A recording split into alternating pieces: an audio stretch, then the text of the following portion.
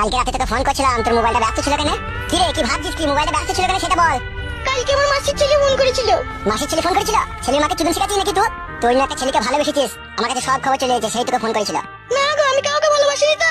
আমার এই বুকের ভিতর থেকে যদি কলজিটা বুকের ভিতর থেকে বাই করে তোর হাতে দিই, তাও তো কেলা চুদি মাগির মন পাবো না রে আমি। আসলে তুই মাগি সত্যিকারের ভালোবাসাই বুঝিস না। যদি তুই বুঝতিস আমাকে ছাড়া অন্য কোনো ছেলের কথা ভাবতিলি না। তোর শরীরের এই পা থেকে মাথা অব্দি মানুষের মতো আকারটাই আছে, আর তোর মনের ভিতরে জমি আছে ইট ভাটার কয়লা। তাই আমার মনের কথাটা শোন। তাই বলছি, আমার মনটাকে এইভাবে ভেঙে চুরে টুকরো করে দিস না কাচের মতো। আমার মতো তোকে কেউ ভালোবাসতে পারবে না। আর আমি বাদ দিয়ে যে শালাই তোকে ভালোবাসবে মনে রেখে দিবি, সে তোকে ভালোবাসবে না, তোর শরীরকে ভালোবাসবে। আর আমি তোর এই মনের ভিতরে জমে থাকা দুঃখটাকে ভালোবাসি। তাই তোর প্রতি কেউ দখল নিতে এলে আমার কলজির ভিতরে আগুন জ্বলে ওঠে। তাই বলছি মা, মনটাকে ভেঙে চুরে দিস না। আমার মতো ছেলে আর পাবি না, আমাকে ভালোবাস। আর অন্য ছেলেকে ভালোবাসবি, দুদিন তুই শরীরটাকে নিয়ে ফুর্তি ফাটা করবে, তারপর দিন তোর গায়ে লাদ মেরে তোকে ছেড়ে পালাবে দেখবি। এই কলজির ভিতরে তোরই নাম লেখা আছে, বিশ্বাস করার না কর, সত্যি বলছি। ওইটা তুমি আমাকে সত্যি করেই ভালোবাসো? তোমার শরীরের প্রতিটি রক্তের শিরায় শিরায় আমি মিশে রয়েছি জান।